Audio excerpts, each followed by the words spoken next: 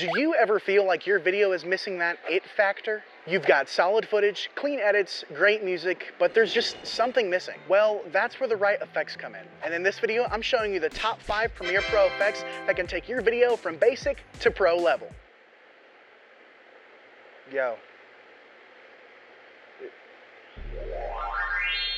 Okay.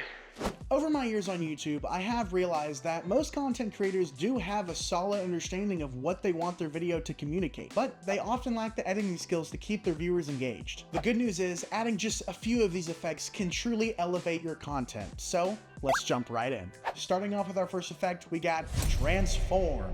The Transform effect is the easiest way to take your keyframes from looking static and boring to looking like they're straight out of an animation. This effect pretty much does the exact same thing as your motion panel does, but it adds that motion blur effect to it, taking moving objects and making them go from this to this. I tend to use the Transform effect quite often in my videos, and it definitely ups the production quality. The best way to achieve this motion blur effect is by turning up this option to 280 or 360. Depending on how much motion blur you want, then unchecking this box. At that point, you can choose your keyframes and adjust them to whatever you think looks best. Getting good with this effect does take some time, and it takes quite a bit of trial and error, but once you get it down, you'll know it like the back of your hand. This brings us to our second effect, which is Reverb. This one is a personal favorite of mine, specifically Studio Reverb. Once you apply the Studio Reverb to your asset, you're going to get this drop-down menu that allows you to have a bunch of different preset options for what you want your situation to sound like. My personal favorite is Great Hall. I think it adds a perfect mix of reverb and echo. This effect is great for highlighting specific words that you want to point out to your viewer, or conveying certain emotions such as sadness or loneliness. Now, obviously, it's not meant just for those emotions, but I will say it really highlights those specifically. Another awesome trick with this effect is you're able to cut off pieces of audio that originally didn't end there without making it too abrupt. For example, if you wanted to do a perfectly timed scream, you would do these following steps. First, you're going to take the clip of you screaming, "Ah!" Then you're going to isolate just the audio. To isolate this audio, what you'll do is you'll hit your Alt key and then click the audio that you're looking to isolate. Then you can right click it and hit the nest option. Once you've nested the audio, then you're going to add an adjustment layer. Once you've done that, you'll click on your audio and open your audio track mixer. Once that's open, you'll add your Studio Reverb, select Great Hall, then you'll extend your adjustment layer to, a specific point. It doesn't have to be like super exact. You can just extend it for 3 to 5 seconds. Once you've done that, you'll want to click out of your nested sequence, go back to your original sequence and extend that clip to however long you think it needs to be. Then hit play and you'll see that it sounds like you disappeared into the void.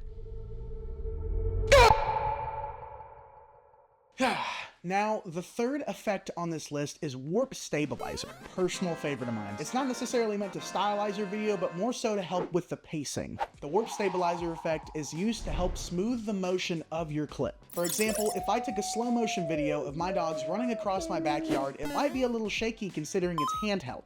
But if I were to throw over the Warp Stabilizer effect, hit Analyze, let it see the background of the video, do its computer magic, and spit out whatever it considers smooth, it's going to make it look like I shot it on a gimbal rather than just using a handheld. I will say though, this effect isn't magic. It's not going to fix every single shaky video that you have. Sometimes it'll spit out something that's a little wonky, so just pick and choose wisely with what you use this effect for. Overall though, this effect has saved me on several projects. It really can derail your video if you got too shaky of a clip or it's not as smooth as the other clips that you just put before it, so it's definitely still a worthwhile effect. Our fourth effect on this list is something that can take a boring static asset and give it some life. Give it some, some pizzazz. Yep, you guessed it, it's Drop Shadow. Drop Shadow is something that I personally add to almost every asset in my video, especially in my style of videos where a lot of the things that I use to convey emotion are PNG assets that are animated across the screen.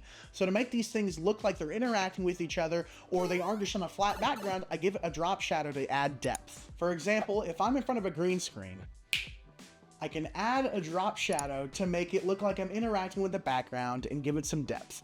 Or if I was, for example, on a big Minecraft flat world,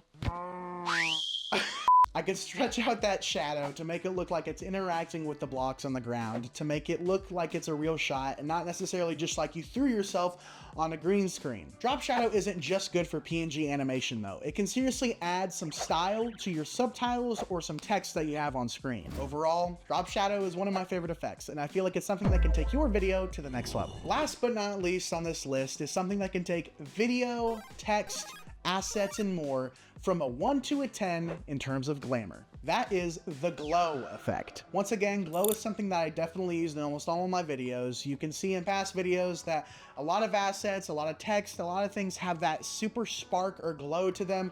That is this effect. Though this effect is really good for subtitles, it works in an array of situations.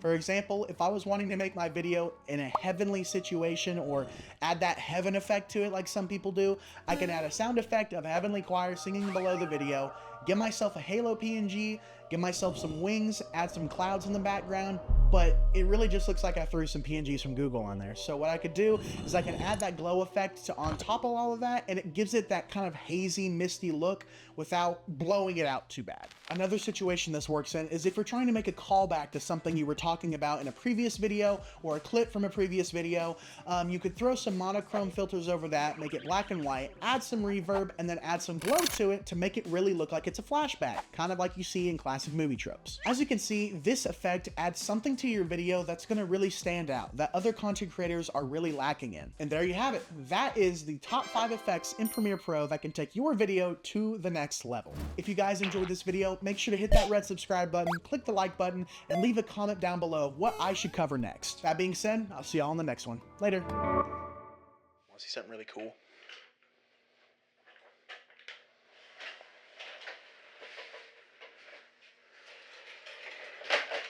Holy shit.